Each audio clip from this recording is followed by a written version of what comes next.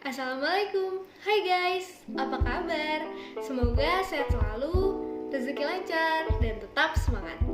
Perkenalkan, saya Audrilia Isdewi Putri, NIM 200505029, mahasiswa jurusan Ilmu Hubungan Internasional, Fakultas Ilmu Sosial dan Ilmu Politik, Universitas Maritim Raja Ali Haji Tanjung Pinang. Video ini bertujuan untuk memenuhi nilai ujian akhir semester pada mata kuliah Pengantar Ilmu Hubungan Internasional. Berikut adalah poster fenomena yang akan kita bahas. Dan nanti saya akan menampilkannya di akhir dan di awal video. Kamu pasti sudah tahu bahwa LGBT merupakan hal yang wajar di berbagai negara.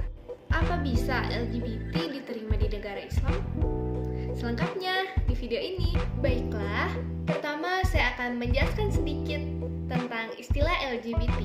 LGBT merupakan akronim atau singkatan dari lesbi, gay, biseksual, dan transgender. Singkatan LGB mengacu pada orientasi seksual tertentu, sedangkan singkatan T mengacu pada identitas gender seorang individu. Umumnya, orientasi seksual terdiri dari 3: heteroseksual, yaitu lawan jenis, homoseksual, yaitu sesama jenis, dan biseksual, yaitu keduanya. Beberapa pakar dan organisasi medis mengemukakan bahwa orientasi seksual merupakan sifat dari seseorang. Jadi, hal ini bukanlah sesuatu yang dapat kita ubah atau kita pilih. Identitas gender merupakan istilah yang mendefinisikan gender seseorang. Identitas gender bisa sama seperti jenis kelamin yang kita bawa saat kita lahir, dan bisa juga tidak, yaitu ketika seseorang melakukan transgender. Perlu diketahui bahwa orientasi seksual dan identitas gender merupakan dua konsep yang berbeda. Gender seseorang tidak menentukan orientasi seksualnya. Sebagai contoh, seorang transgender mungkin saja bisa melabeli dirinya sebagai seorang heteroseksual, homoseksual, biseksual, atau bahkan tidak sama sekali. Lantas, apakah LGBT itu menyimpang? Menurut pakar, LGBT bukan penyimpangan seksual.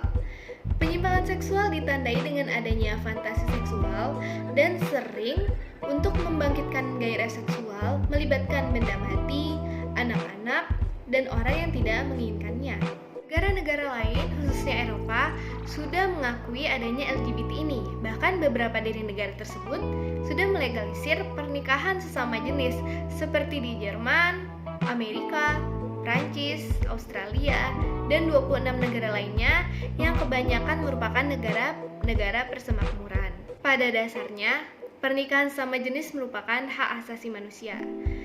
Tidak seorang pun bisa melanggar hak asasi seseorang, apalagi itu berkaitan dengan SOGIEB, Sexual Orientation, Gender Identity, Expression, and Bodies. Fun fact, dilansir dari USA Today, sebuah penelitian di Amerika Serikat menunjukkan bahwa pasangan heteroseksual memiliki tingkat perceraian yang lebih tinggi dibanding pasangan homoseksual. Di beberapa negara Islam, ada yang melegalkan kaum lesbi, gay, biseksual, dan transgender dengan mengakui hak-hak kaum mereka.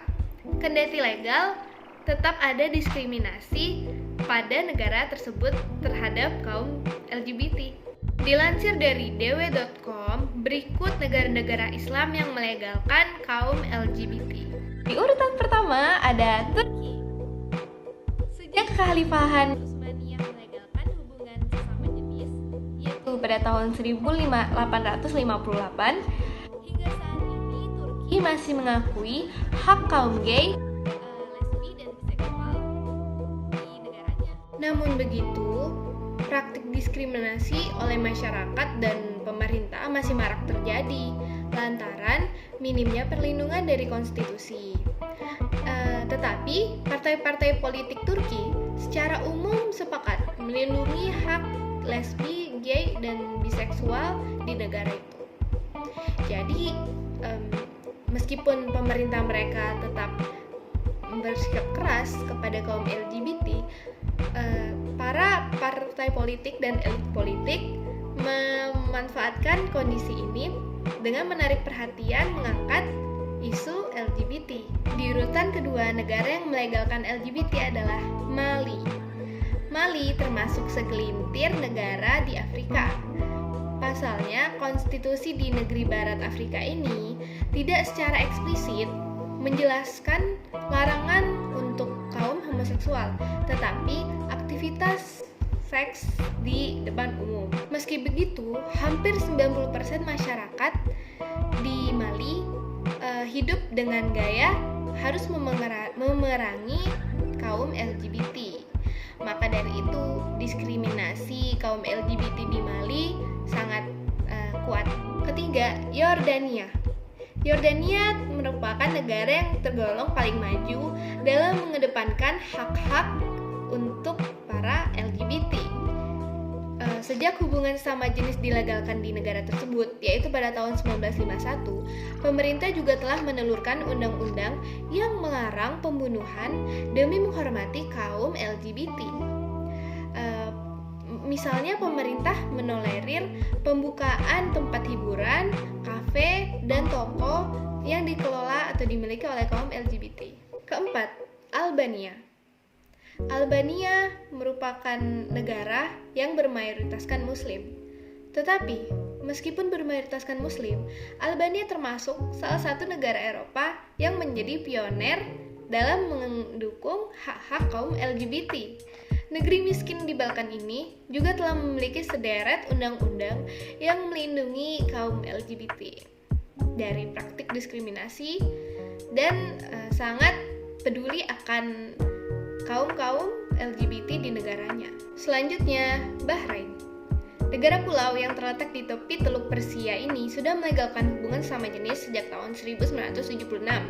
Namun begitu, Bahrain tetap melarang lintas busana di ruang-ruang publik. Terutama sejak 2008, pemerintah bertindak tegas terhadap pelanggaran aturan berbusana. Bahrain juga berulang kali dilaporkan mendakwa warga asing yang menawarkan layanan seksual sama jenis di negaranya. Negara terakhir yang melegalkan LGBT adalah Palestina. Resminya praktik hubungan sama jenis masih dilarang di jalur Gaza, tetapi tidak demikian di jalur di barat Yordan sejak dilegalkan pada tahun 1951. Ironisnya, aturan yang melarang LGBT di jalur Gaza tidak berasal dari pemerintah Hamas, namun pemerintah kolonial zaman Inggris. Banyak negara yang juga menolak keras perbuatan kaum lesbi dan gay ini, karena perbuatan ini dinilai tidak pantas, terutama pada kalangan agamawan. Nah, negara-negara yang tidak setuju dengan kaum LGBT ini ialah Brunei, Iran, Arab Saudi, Yaman, Sudan, serta sebagian Nigeria dan Somalia. Di antara negara tersebut, Brunei merupakan negara yang paling keras dalam memerangi kaum LGBT. Brunei sendiri telah mengkategorikan pelaku biseksual ataupun kaum LGBT sebagai sesuatu yang melanggar peraturan, dan barang siapa yang kedapatan melakukan hal tersebut akan dipenjara selama 10 tahun.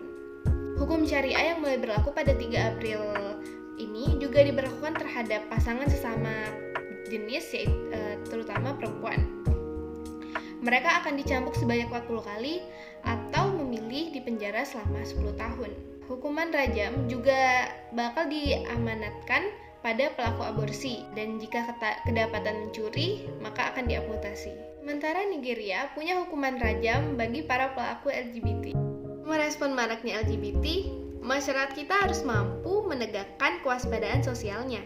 Itu pula negara tidak bisa berlindung dan lepas tangan di balik penghargaan terhadap hak asasi warga negara, di mana masyarakat Indonesia dengan kultur timur yang menjunjung religiusitas sangat tegas dan keras melarang segala bentuk praktik LGBT berdasar ketentuan hukum, perundang-undangan, nilai-nilai agama, kesusilaan, ketertiban, kepentingan umum, dan keutuhan bangsa.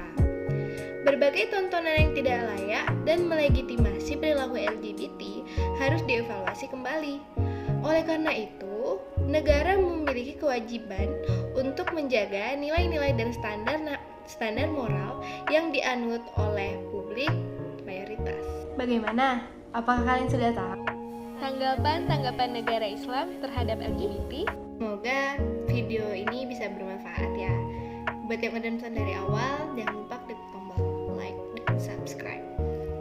Saya Audrey Lesnani Putri, terima kasih banyak. Wassalamualaikum warahmatullahi wabarakatuh.